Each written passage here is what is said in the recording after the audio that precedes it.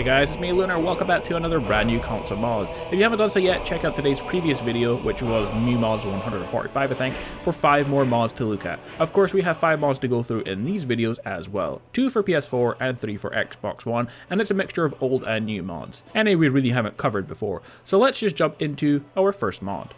Our first mod is a tweak mod from Spock Rage called Ebonheart. The Ebonheart Pact is an alliance between Argonians, Dark Elves, and Nords, and our Ebonheart adds amazing new powers and abilities to these 3 races. It works for new and existing player characters, followers, and other NPCs, along with vampire characters too. It's completely flexible, enable it with an existing character, or before starting a new one to get the amazing tweaks. Disable it at any time, and powers and abilities will return to normal.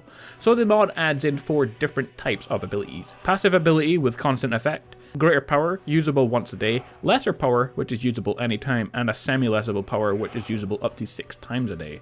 Now there are like 40 abilities, but in order to save time as we can be here forever, I will just give you some examples of the new abilities for each race, but you can see some of them in the video. For Argonian, Shadow Scale, which is a semi-lesser power, silent movement, 30% harder to detect, invisible in water, and you have a poison cloak, and this works for player and NPCs. Improved His Skin, which is also a semi-lesser power, you now heal faster, and that's for players and NPCs. Claws, which is a passive ability, unarmed damage now does 5 times more than fists, so that's for the player and NPCs. Restoration Mastery, which is also a passive ability. Learned restoration skills are now 20% faster, restoration spells cost 20% less, and heal 20% more. Again, that affects player and NPCs. For Dark Elf, Ancestor's Firepower, which is a semi-lesser power, and fire spell damage is 30% more for just the player. Azura's Curse, which is a greater power, damages health, stamina, and magicka for 3 points a second. Combat, which is a passive ability, one-handed weapons and bows do 20% more damage, 2 times critical hit damage, and 20% critical chance.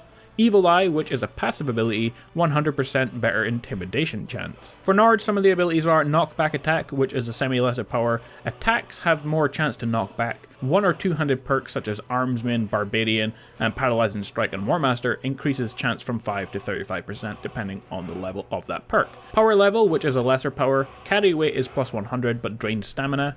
Steel Smithing, which is a passive ability, steel armor and weapons improve 20% better, and finally Honeyed Words, which is also a passive ability, persuasion is 30% easier for Nords. So those are just some of the changes and the list is much bigger, so if you like the sound of those changes to these races, then you can check out this mod.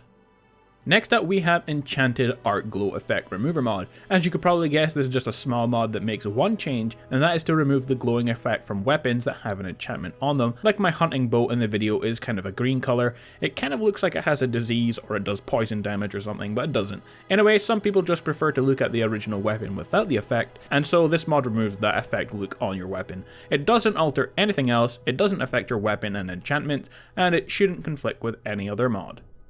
Our next mod is very simple, and all it does is add in new tree textures to the game that are 4K quality. To reduce file size and to limit strain on your frame rates, a 2K version is also on the way. The mod affects all the pine trees in the game, the big ones you see here like at Riverwood, and also the kind of trees you can see here in the Rift. I'm not sure what kind they are, I think they're birch trees maybe. Anyway, an awesome texture mod though. Any mod that improves the resolution of any textures is worth checking out, and also this mod is quite a realistic looking texture as well, so it's definitely a cool one to download, and I'm going to keep this one installed for now.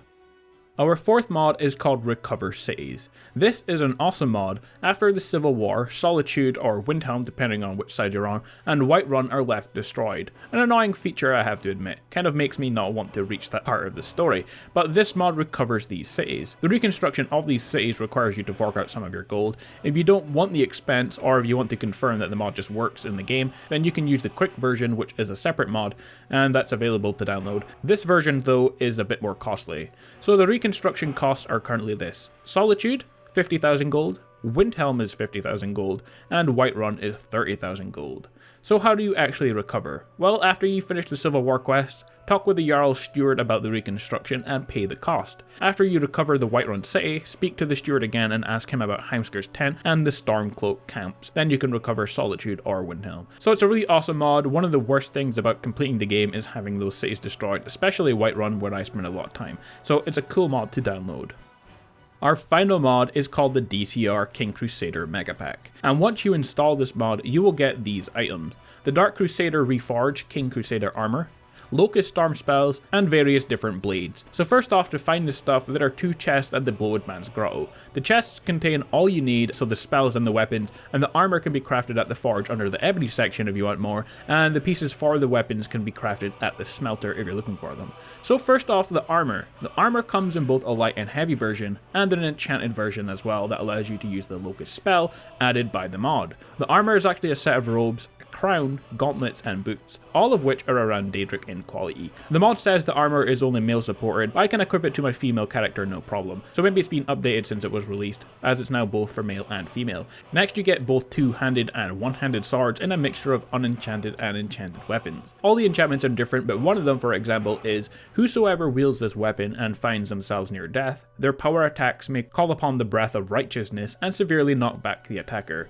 So that's just one example. The weapons do around the same damage as Daedric weapons as well, so they're just as powerful as the best vanilla weapons. Finally guys, the mod comes with a spell called the Locust Swarm, and it comes with 3 different levels, all of which can summon locusts to attack your enemies.